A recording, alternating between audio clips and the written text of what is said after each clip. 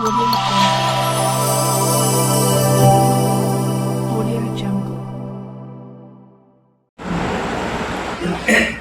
సింగారం రవీంద్ర గారు, తెలంగాణ ఉద్యమంలో మీ పాత్ర ఏంటి?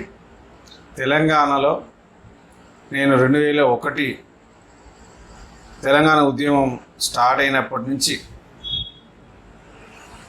జలదృశ్యంలో మొట్టమొదటి మీటింగు పెట్టినప్పటి నుంచి నేను రామంతపూర్లో ఉంటుని బేతి సుభాష్ రెడ్డి గారి నాయకత్వంలో మరి బేతి సుభాష్ రెడ్డి, కుమ్మడి కృష్ణారెడ్డి, 5-6 మందిని జలదృశ్యంలో జెండా ఎగిరేసిన తర్వాత రామంతపూర్లో 2వ జెండా ఎగిరింది. అప్పటి నుంచి నేను ఉద్యమకారునిగా, తెలంగాణ తొలి ఉద్యమకారునిగా మేము పిలువబడుతూ బేతి సుభాష్ రెడ్డి చేస్తున్న ప్రతి కార్యక్రమాలలో 2001 నుంచి 2012 వరకు నేను ఏకదాటిగా అన్నతో కలిసి పనిచేసిన ఉద్యమకారునిగా ఎన్నో మీటింగ్లు, ఎన్నో అరెస్టులు, ఎన్నోసార్లు పోలీస్ స్టేషన్లో పోవడం రావడం, ఎన్నోసార్లు మీటింగ్లు.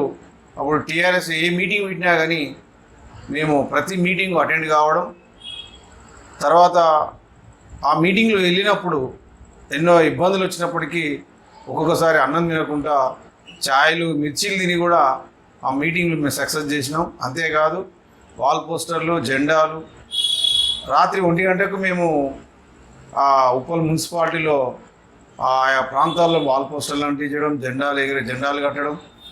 ఒక సామాన్య కార్యకర్తగా నేను పనిచేసిన క్రమంలో బేతి సుభాష్ రెడ్డి గారు నన్ను గౌరవించినారు.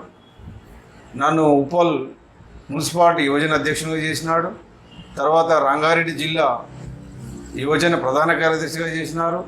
అంతేకాదు ఒక టర్ము మరి కేసీఆర్ రథానికి కూడా ఒక టర్మ్ నేను ఇన్ఛార్జిగా పనిచేసిన. కన్య ప్రభాకర్ గారు కూడా మాకు ఆ ఉద్యమంలో, కన్య ప్రభాకర్ ఎప్పుడు పిలిపించినా కానీ రాష్ట్ర అధ్యక్షుడు ఉన్నటువంటి కన్య ప్రభాకర్తో కలిసి పనిచేసినాం. ఉద్యమంలో పనిచేసినప్పటికీ 2001 నుంచి 2012 వరకు పనిచేసినప్పటికీ తెలంగాణ వచ్చిన తర్వాత మమ్మల్ని పట్టించుకునే నాదుడు కరువైపోయాడు. తద్వారా 2012 నుంచి మళ్ళీ డాక్టర్ సీమ శ్రీనివాస్ గారి ఆధ్వర్యంలో తెలంగాణ ఉద్యమకారుల ఫోరం అన్న ఏర్పాటు చేసినాడు. అనేకమైన కార్యక్రమాలు మరి డాక్టర్ సీమ శ్రీనివాస్ గారు ఆయనతో వెంట వెళ్ళినాము. తెలంగాణలో పాత 10 జిల్లాలు తిరిగినాం. తెలంగాణ ఉద్యమకారులకు జరుగుతున్న అన్యాయాన్ని డాక్టర్ సీమ శ్రీనివాస్ గారు వివరించారు. అనేకమైనటువంటి కార్యక్రమాలు నిర్వహించినాం.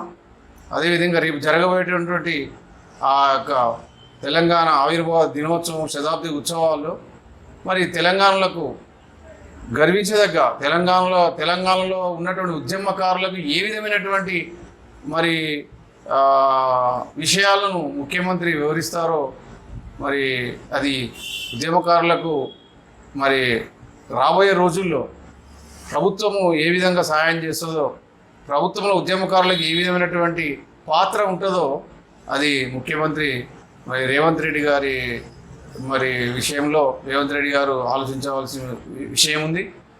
ఉద్యమకారులు ఎంత ముఖ్యం అంటే ఈరోజు మరి పాట విషయంలో తెలంగాణ పాట విషయంలో ఎంతైతే జాగ్రత్తగా తీసుకుంటున్నారో, ఎంతైతే ఏ రకంగా పాటను ఒక స్థాయిలో ఏ విధంగా రికార్డ్ చేయాలనుకుంటున్నారో మరి అదే స్థాయిలో ఉద్యమకారులను కూడా మర్చిపోకుండా వారి జీవితాలను బాగు చేయాలి, కుటుంబాలను బాగు చేయాలి, అమరవీర కుటుంబాలను ఆదుకోవాలి, అమరవీర కుటుంబాలకు తర్వాత ఉద్యమకారులను తెలంగాణ స్వతంత్ర సమరయోధులకు గుర్తించి ఉద్యమకారులను గౌరవించాల్సిందిగా మా డాక్టర్ సీమ శ్రీనివాస గారి ఉద్యమకారుల ఫోరం మేము దాదాపు 600-700 మంది, 1000 మందితో కూడా అనేక మీటింగులు చేసినాం.